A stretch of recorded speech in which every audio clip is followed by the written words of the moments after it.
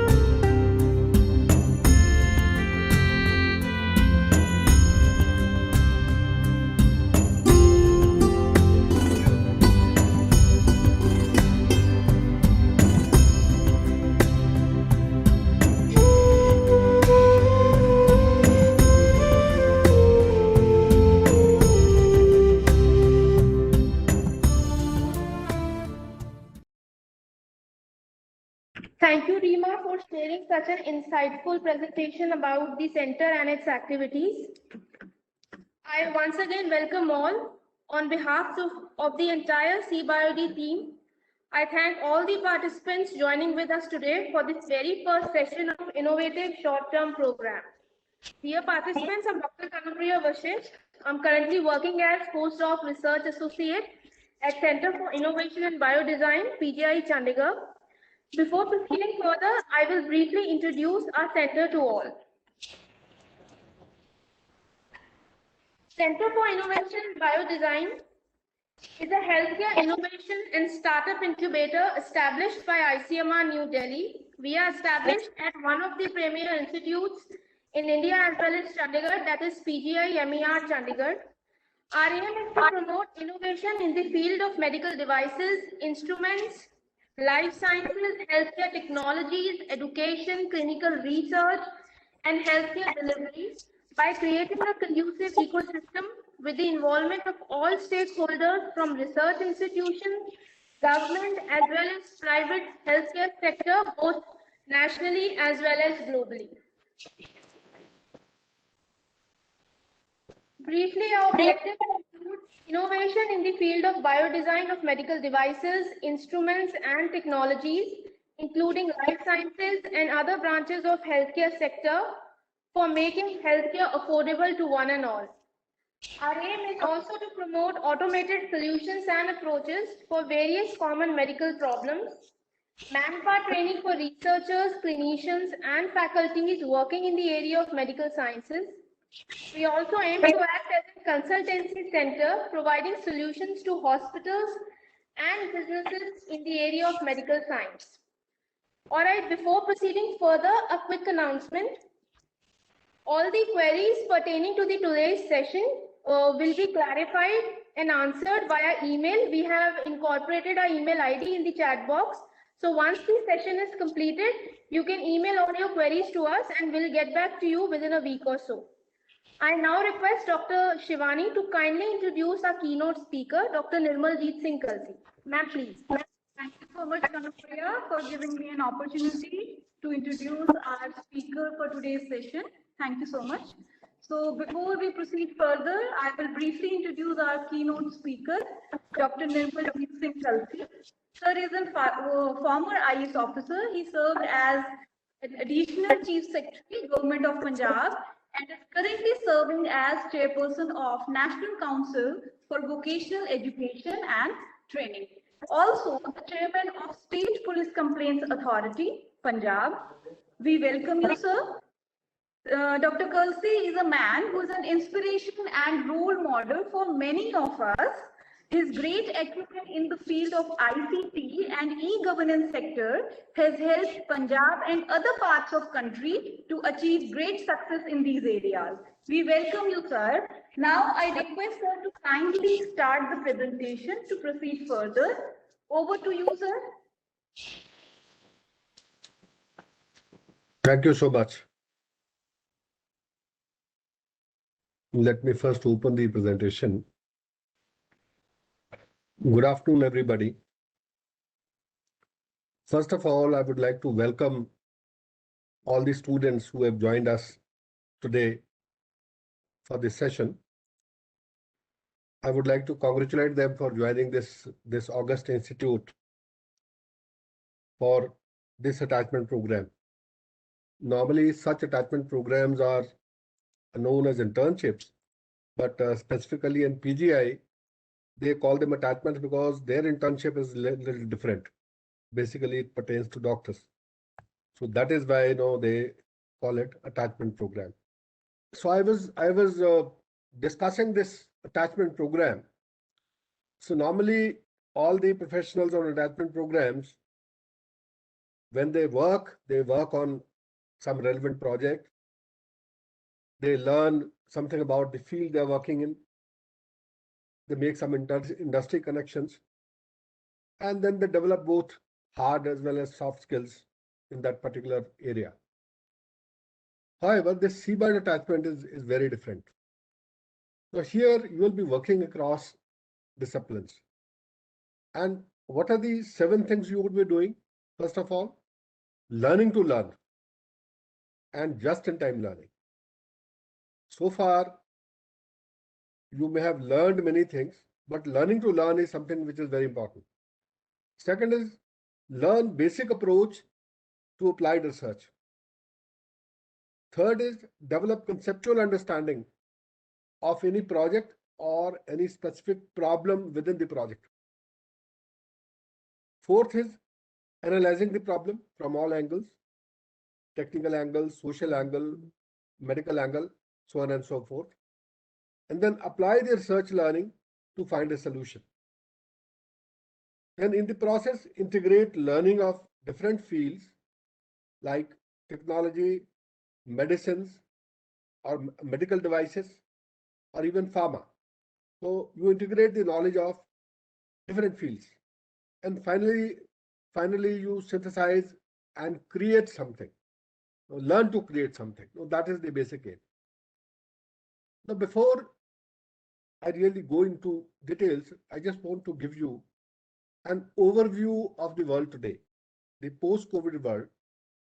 If we see, there are economic risks, 10 of them. There are societal risks, geopolitical risks, technological risks, and there are environmental risks.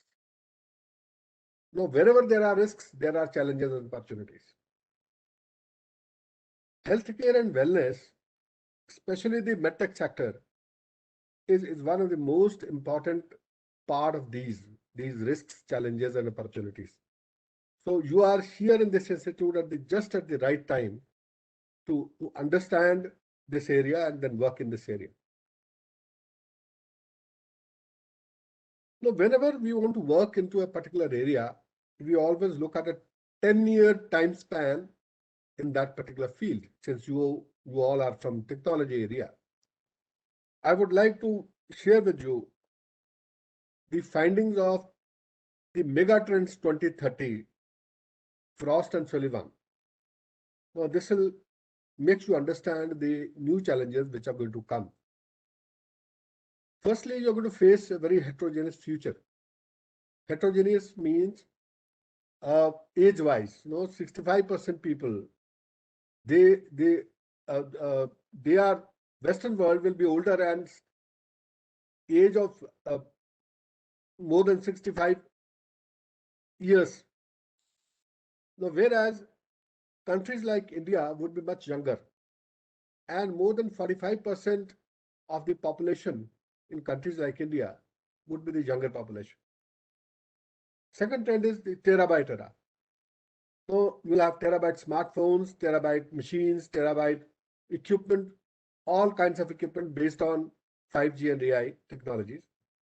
Then hyper-localization with more than 10,000 small satellites, which are expected to be launched in the next 10 years' time.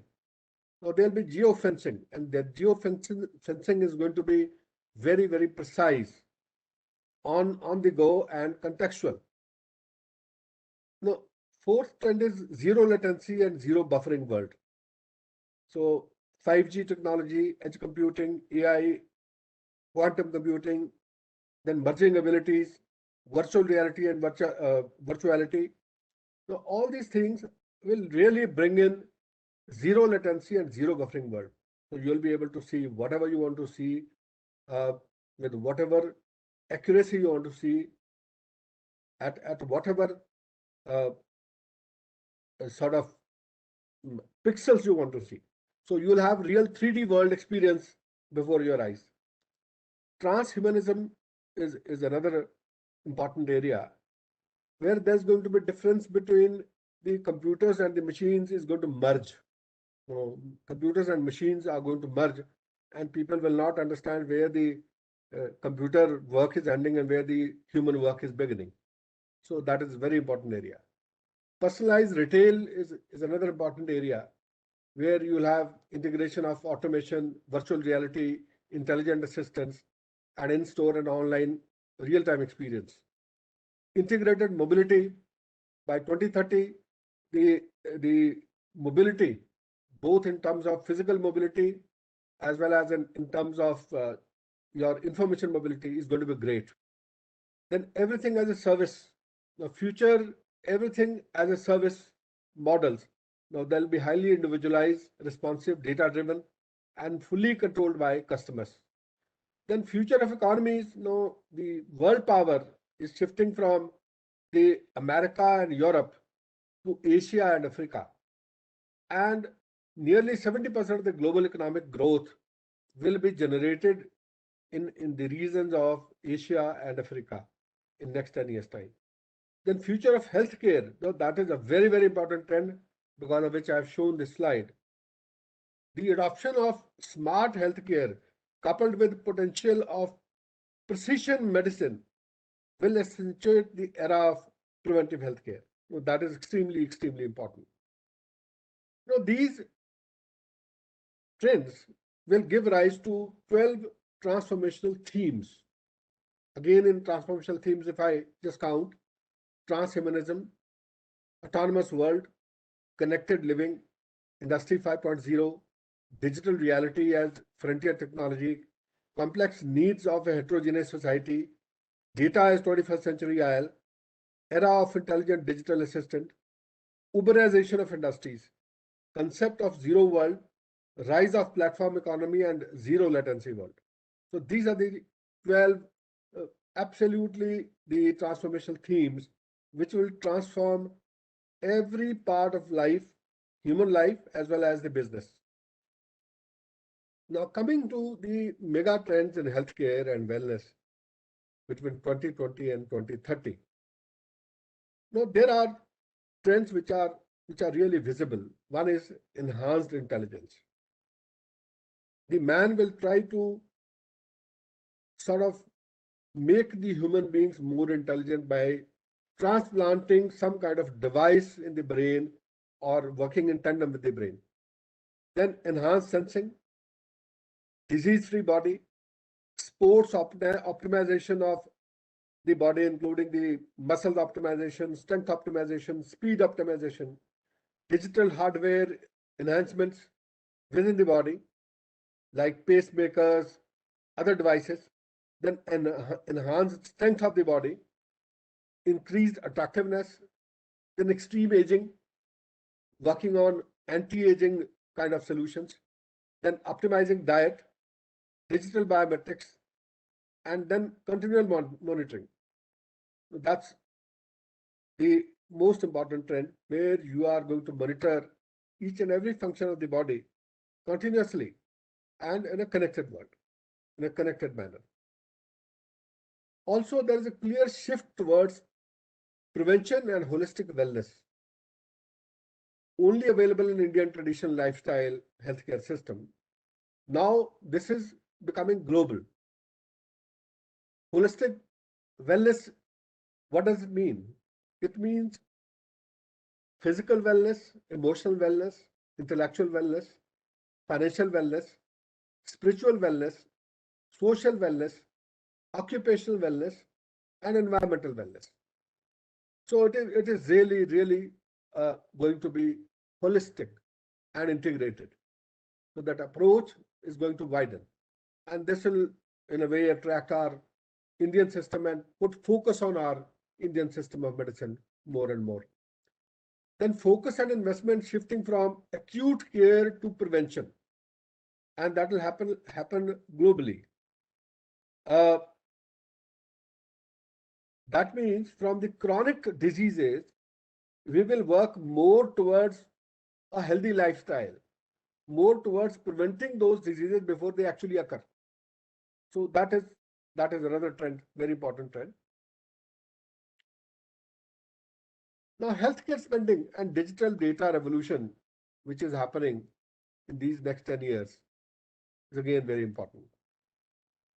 Now, 24 months is the time at which the healthcare data is doubling. Every 24 months it's doubling. Then healthcare smartphone applications which are in use, almost 40 million. Now, 75% of the patients expected to use digital healthcare services in future. Then 20 to 30 billion connected internet medical devices, they are already there by 2020 end.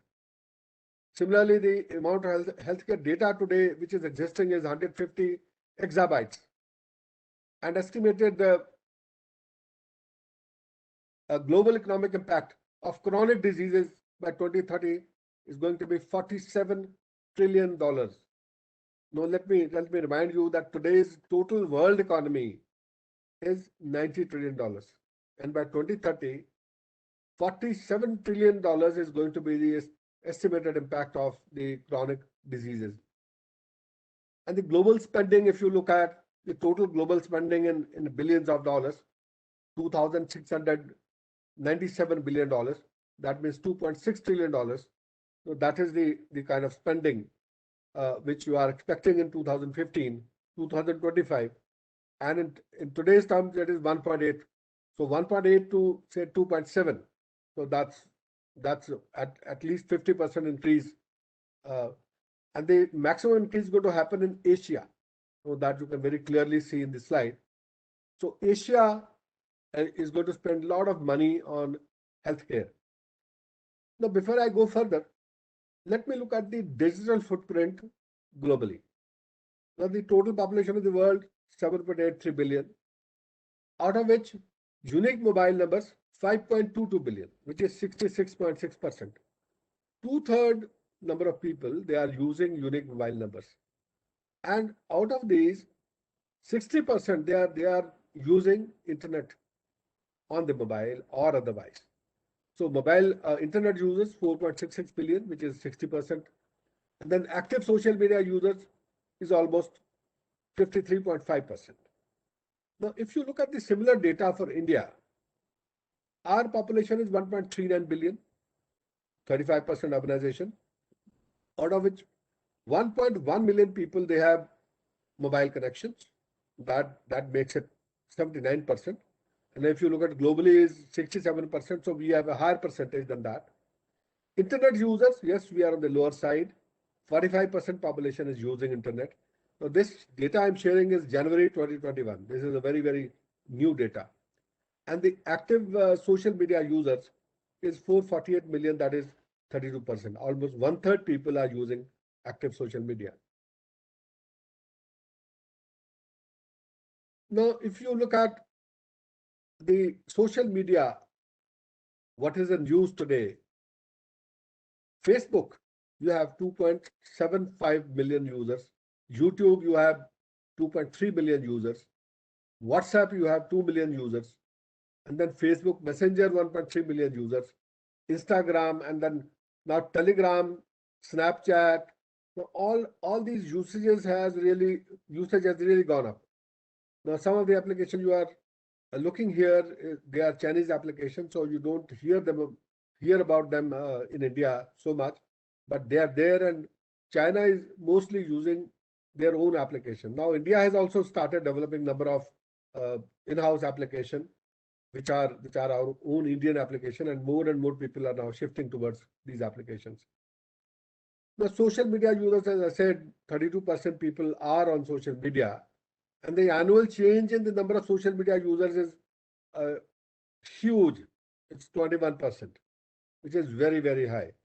So social media is going to be the future, and the percentage of total social media users who are accessing via mobile, 99.5%. So most of the people are using social media, using their mobile, and that trend is going to be maintained for some time.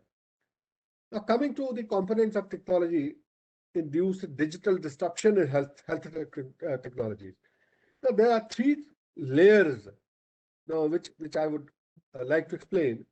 One is a technology layer, other is a trends layer, and third is how you leverage this technology with these trends. Now, in technology layer, you have artificial intelligence, you have machine learning, you have powerful neural networks, you have big data analytics, you have Internet of Everything, you have sensors and actuators, mobile technology, cloud computing, natural user interface, and ubiquitous connectivity. And if you look at leveraging this, you solve new problems, you have a new improved experience of a service, you have enhanced productivity, and you find your new business models. And in the process, there are a number of trends which are emerging, whether in integrated digital and physical experience, or healthcare and wellness, or education and learning, or automation, or big data, or social metrics, or anything as a service. All these are very important technological trends which are appearing. For your information, I would just like to count the 10 technologies, top technologies, which Gartner had suggested last year. Hyper automation, multi-experience, democratization, then human augmentation, transparency and traceability, empowered edge, distributed cloud, autonomous things, practical blockchain, and AI security. These are the 10 trends they had uh, sort of given for last year. And this year, their understanding is that these trends are going to be bunched up in three basic areas, that is people centricity, location independence, and resilience delivery. Under the people centricity, you have Internet of Behaviors, you have total experience, you have privacy enhancing computation. Under location independence, you have distributed cloud, anywhere operations, and cybersecurity mesh. And then resilience delivery, you have intelligent composable business, you have AI engineering and hyper automation. Now you see that more and more trends are being built or suggested based on the combinatorial innovations. Two or more areas coming together and causing innovation. So that's the trend which is working out. Now, if you really look at the technology addressing three main pillars of healthcare, what do you require in India? You require healthcare access and delivery. You require affordable healthcare, and you require quality healthcare. So all these three areas, they are the main pillars, and they are being helped through the use of technology. So better and early diagnosis, disease prevention, precision personalized treatment, disease management, increasing the awareness, then health in the hands of the consumer, better experience, whether you go to hospital or they go to a dispensary, then robotics automation, then connected healthcare platform economy, and then telehealth, and last mile delivery of health services. Now, these are the trends which are standing on these three pillars of healthcare, and all these three pillars are going to be connected through the use of technology. Now, let's look at what CBID, organizations like CBID is doing. They are into combination of products and software. You have a device, you have a software, you have pharma. Now, when you make a combination of pharma and software, then you call it software as a medical device. Now, software as a medical device is run with non-medical devices such as smartphones, tablets, smartwatches, laptop. So if somebody is wearing a smartwatch and that smartwatch is measuring his temperature, his heartbeat, everything. No, that is basically software as a medical device. Then another thing, you have a combination of software and a device, where software in a medical device, we call it SIMD. So any software that is run or help things like MRI or X-ray or insulin pump or any number of other devices, they qualify as SIMD. And similarly, there are devices, there are products which are combination of pharma and devices. For example, the insulin pump. So it's a combination of a device and a pharma as well as software. So all three, they go together and they make a software product.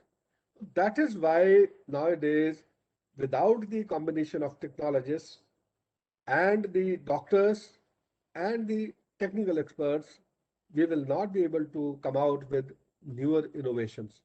So that is extremely important.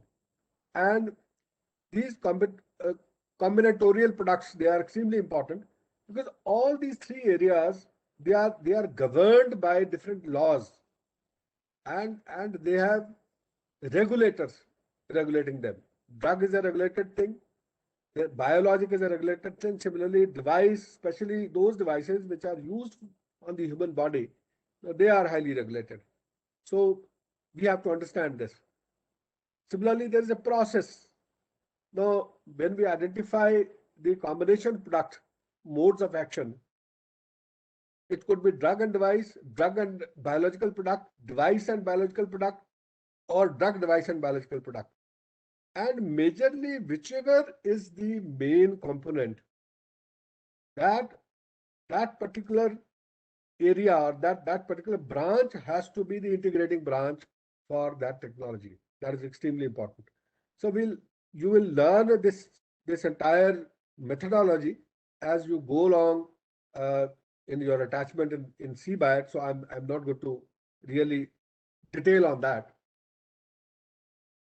The digital healthcare and health tech and wellness trends. Let's look at these are the different technologies, combination of which is going to give you new innovation, new product, a new kind of service, or a new service model. Telemedicine or virtual reality in healthcare, remote monitoring and of critical care, then virtual assistant and chatbots, 3D organ printing, artificial intelligence, which can be used in combination with any of these, then IoT sensors and devices, then digital therapeutics, genomics, data science and blockchain. Again, this can be used. This is extremely important. Blockchain is extremely important in healthcare because of the cyber security requirements for healthcare data. Then specialty care, imaging and other diagnostics, pharma supply chain, primary healthcare, then consumer healthcare and fitness and wellness, nutrition and mental health, clinical efficiency tools and IoT sensors. Again, these are the devices. These are the technological devices which are used for making the hospitals more efficient. Then drug discovery and development, clinical trials methodologies, personalized mobile applications, predictive analysis and risk scoring. Then hospital DSS and administrative tools, compliances, tools to measure the compliances. There are regulatory compliances in every hospital, in every medical profession, and insurance benefit, and then medical marketing and advanced social media. So these are some of the trends, combination of which will give you the new products and services. I was looking at the healthcare and wellness technology trends for 2020, and the most important ones were data science, using wearable to monitor and prevent healthcare problems, improving the diagnostic accuracy and efficiency, turning patients' care into precision medicine, and then pharmaceutical research, optimizing clinical performance through actionable insights, taking the risk out of the prescription medicines and reducing healthcare costs. Then chatbots, and these chatbots could replace humans, which are faster and seemingly more intelligent. They provide appropriate information, first level information to the people. Then blockchain, it has the power to restructure the entire digital marketing system, including the healthcare data. So it's extremely important. Telemedicine, it has really proven itself in 2020, and telemedicine was the way people have really gone about. Now, whatever we could have achieved in telemedicine in the next 5 to 10 years, we achieved in 2020 alone because of Corona. And then personalized digital mobile health apps, again, a very, very important area. So some of the key trends which are substantially impacting healthcare, which I am looking at in next 2, 3, 4 years. Firstly, we must understand that in last 60 years, the computing power has improved by 1 trillion times. And this is going to further improve in next 2 to 3 years by a factor of at least 100, if not 1,000. Then all businesses will need to adapt to a transition from social mobile analytics and cloud, we call it SMAC, to distributed ledger technology, that is blockchain, artificial intelligence, then extended reality and virtual reality, and quantum computing. We call it DARK, D-A-R-Q, DARK. So SMAC to DARK. So that is the way to go. Then personal profiling of patients by analyzing their life profiles, including social, personal, health, financial, job profiles, etc. So you must have heard a number of jokes on this because there are smart machines, there are smart chatbots, and people that try to buy some food which is not suitable for their health, and it already has their health data. So you have heard number of jokes on these. Then business will require reskilling of the next gen workforce, which are to be trained in 2020 and onwards. Augmented reality, virtual reality, IoE, artificial intelligence, blockchain. And then AI products and services like IBM Watson, Oracle's Alter Ego, Sophia, companies like Tesla, Uber, Volvo, they'll get more and more sophisticated and they'll bring in more AI products. Similarly, 3D printing, it will open the doors to bionic body parts processing and manufacturing. So telemedicine will combine the real-time experience. AR diagnosis will upgrade the business in medicines. Similarly, automation in healthcare business will ride three waves: algorithmic, augmentation, and autonomy. Implying that the hospitals will have less and less of workforce and more of automation in times to come. Then 5G will support 1000 times gains as far as speed is concerned, and it is going to connect at least 100 billion devices at 10 gigabits per second. And this will happen in next 2 to 3 years. So you see the kind of data you can move and the kind of power you can utilize using these technologies. Now, why I'm saying healthcare is very important and there's a lot of opportunity in healthcare, because if you look at the health sector, currently its disruption level is low and durability is also low. That means whatever products are there, their durability is low, and then rate of disruption of technology is low. So you have the maximum capacity of disruption, and they are very they are not really durable at all. So very fast the technology would be changing, and you will find a huge opportunity of working in this particular area. Now, looking at healthcare world in 2025, again, the Frost and Sullivan report I'm quoting, right from on-body devices like smart devices, peripherals, wearables, implants, you go to in-home, you have digital assistants, you have consultation coaching, you have activity monitoring, you have home medical devices. Similarly, at the community level, you are going to have automated kiosks. You will have mobility, automatic cars, which are moving you from A to B without a driver. Then you have a community emergency response system, then a supply chain logistics, both for supplying medicines to you and as well as giving you the other health services. Then in clinic also, handheld medical devices, then ambulatory therapies, and then lab on a chip, care coordination technologies. Now all this is going to come by 2025. And in hospitals, we are going to have numerous technologies: AI, storage, machine learning, cybersecurity, interoperability, decision support system, connected equipment, patient surveillance. Now all this is going to be available. Now here is a map as to which technology is going to come in which time frame. Like medical tricolor is a technology which is already there. If you see this 2020 to 2025, it's already underway. Similarly, digital avatars, then 3D printed medical devices. Again, you will see these devices in next 2 years, 3 years time. Surveillance tools, again, you will see in 2 years, 3 years time. So there are a number of opportunities in each of these technologies, and Frost and Sullivan has really come out with a map of maturation of these technologies. Very, very important. So I'm going to share this slide with you because this will give you a lot of insights into what kind of technology you must work on. Because of the shortage of time, I will not devote more time on this. Now, digital healthcare is currently the current state and the future growth by 2025 it has a huge potential.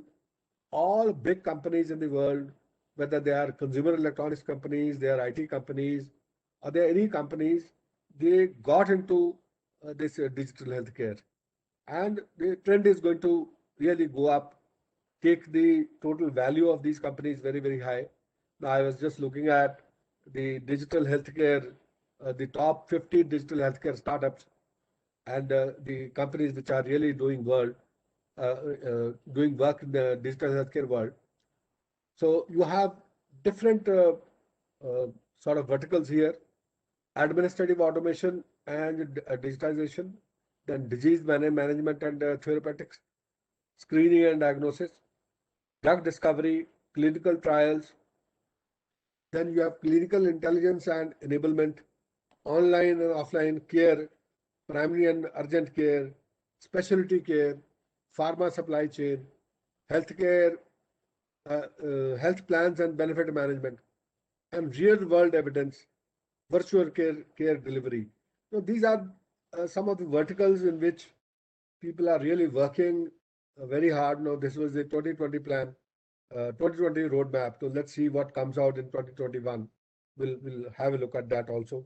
Thank you so very much, and I'll be very happy to answer questions if you have any. Thank you.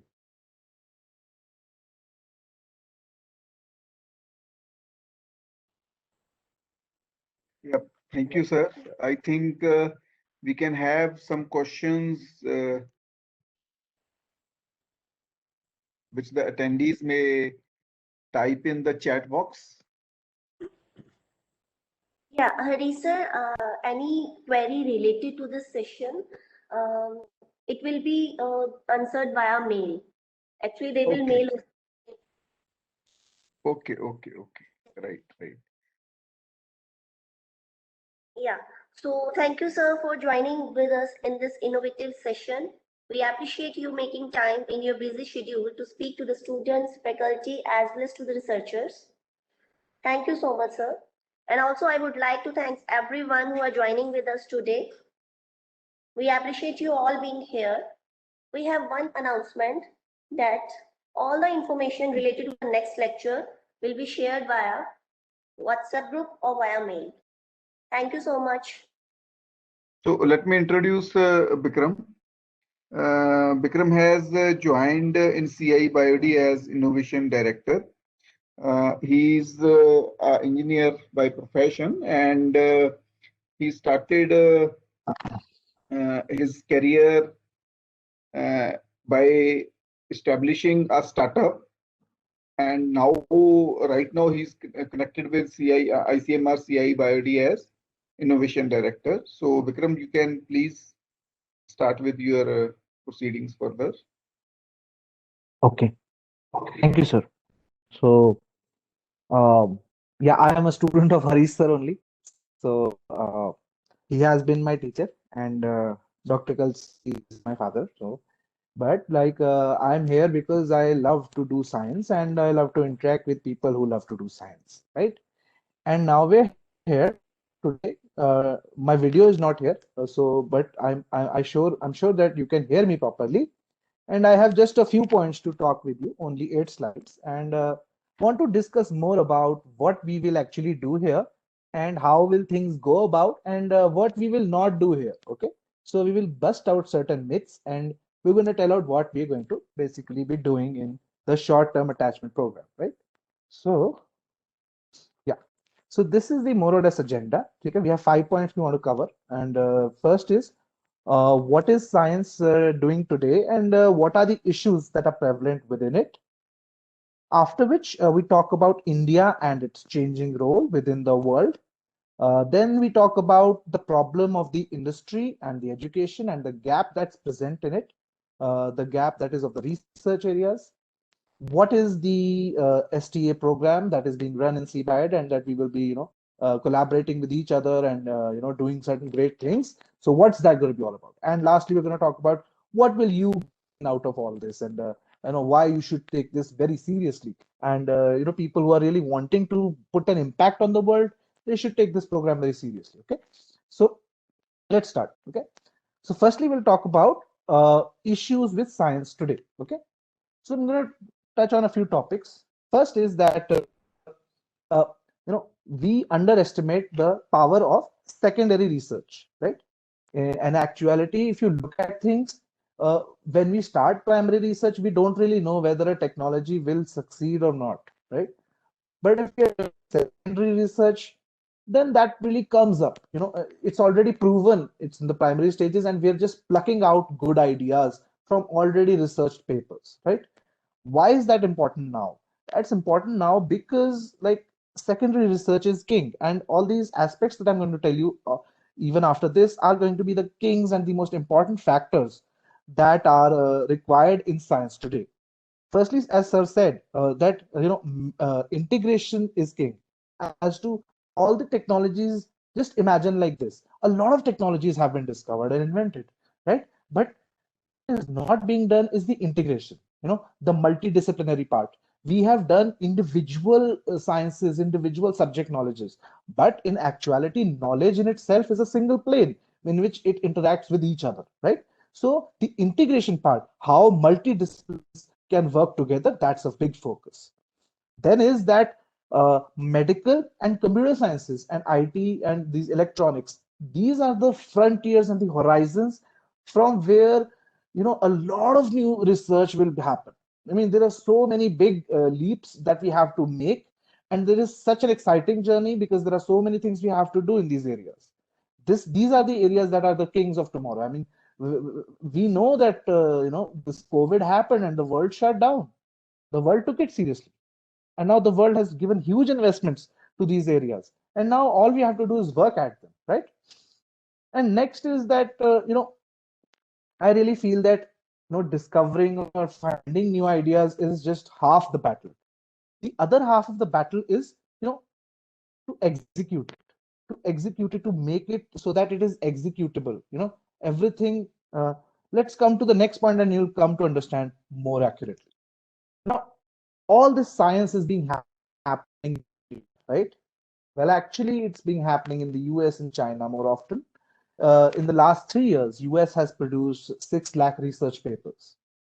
In accordance, China has produced 9 lakh research papers in those 3 years, from 2016 to 2019. Now, those are very big numbers. India has traditionally been a developing country, but now it is no longer a developing country. It is we consider it more close to being a developed country. It's still developing. Of course, every nation is always developing, but we are beyond that role. Huh? And what has happened is that we have so many human resources. All the people in NASA, working in the US, all the people who are working in Apple, the Intel, all these big companies where are these people coming? They're coming from India. We have all the best brain power, but we're just not able to retain them. So this program will do that. How? India has very big advantages that US and China still don't have. Like what? Like patient files, data of people who are being treated with various treatment methods.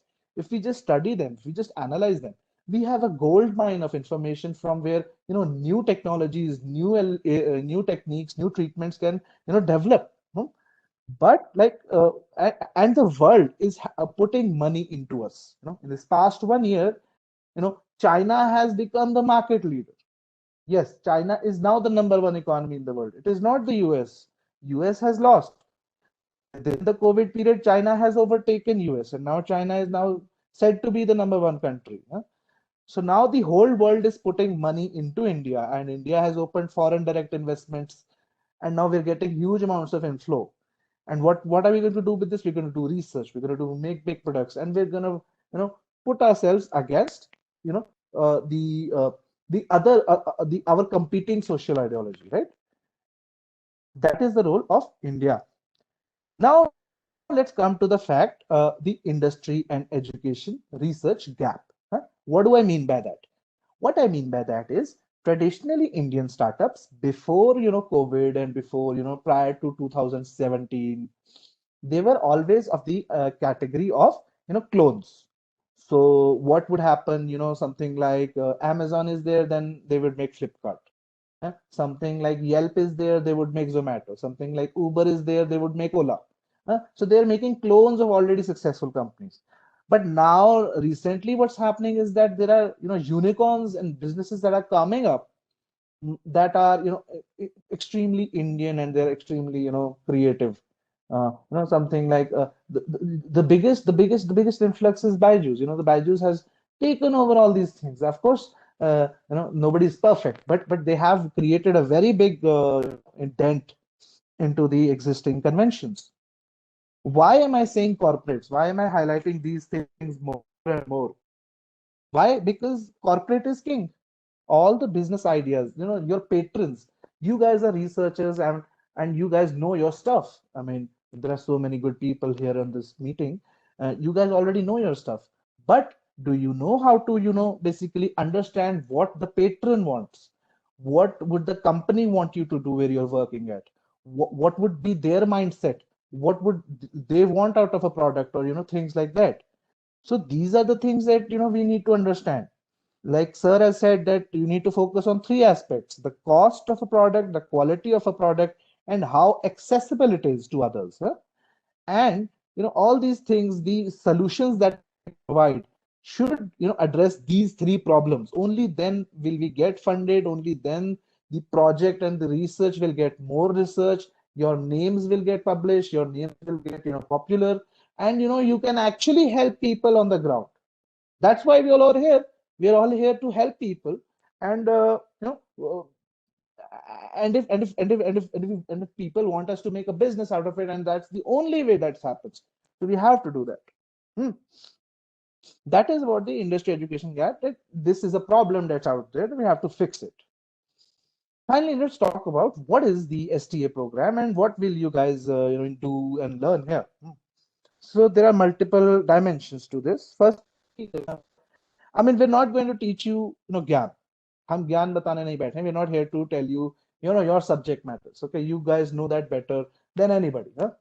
It's all about, multidisciplinary knowledge, right? So like there will be people from computer sciences, there'll be people from medical, there'll be people from electronics and instrumentation.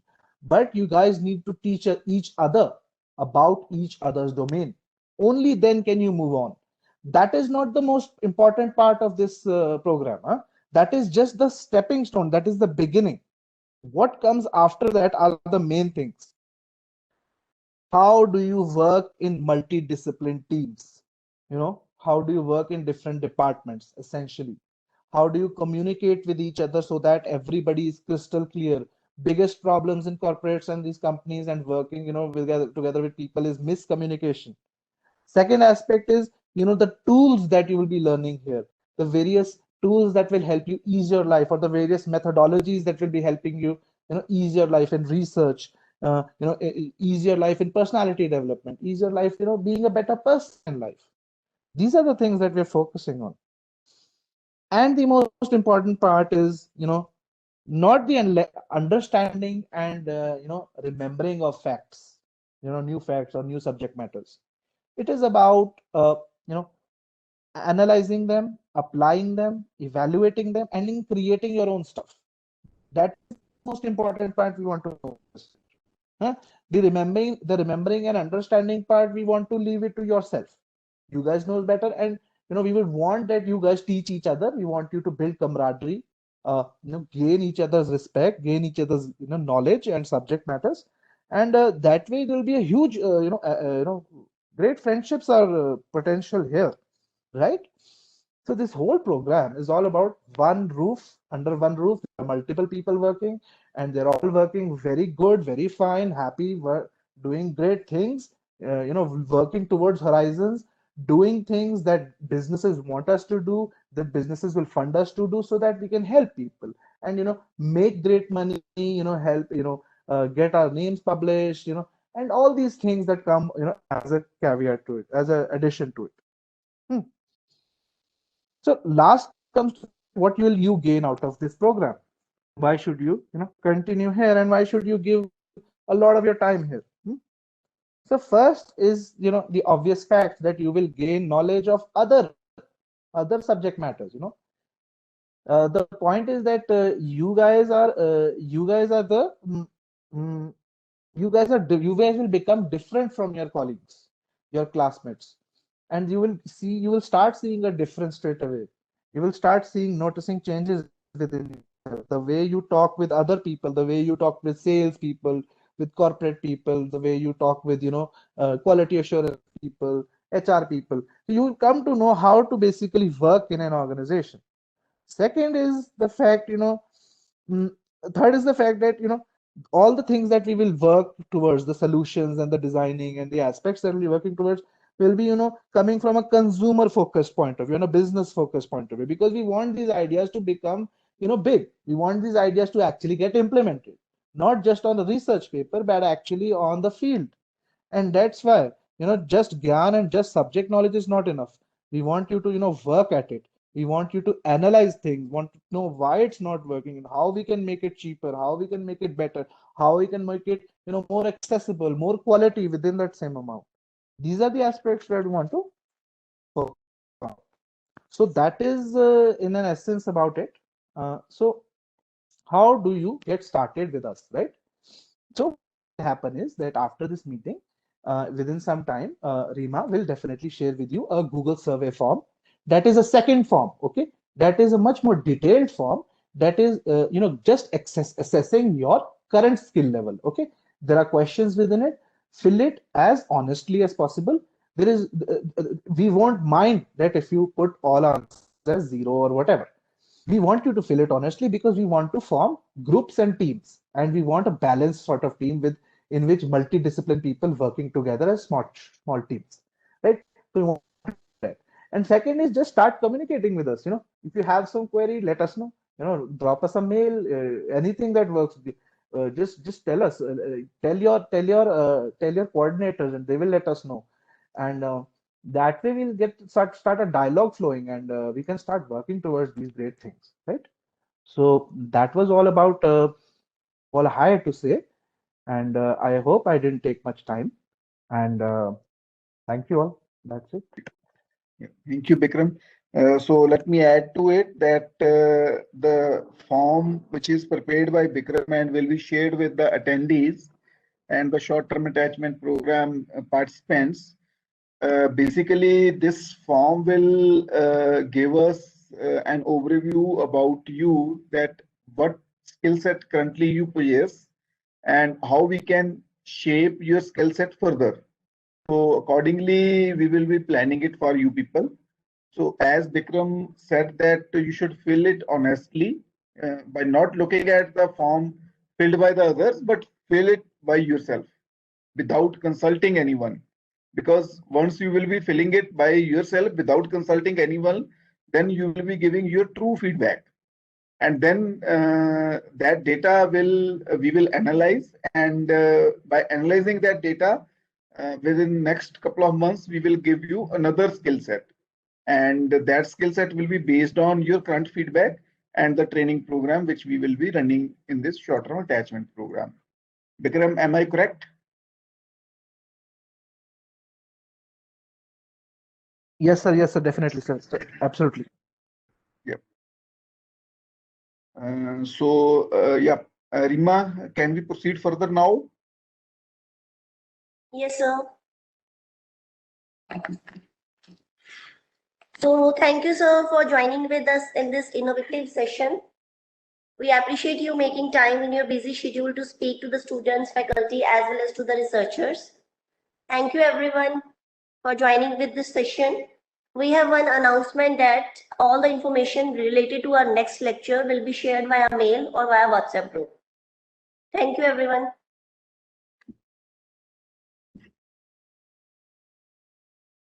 Okay, thank you, sir. Thanks for the time and blessing all the students as well as for this particular session. Thank you, Dr. Thank you. Thank you, sir.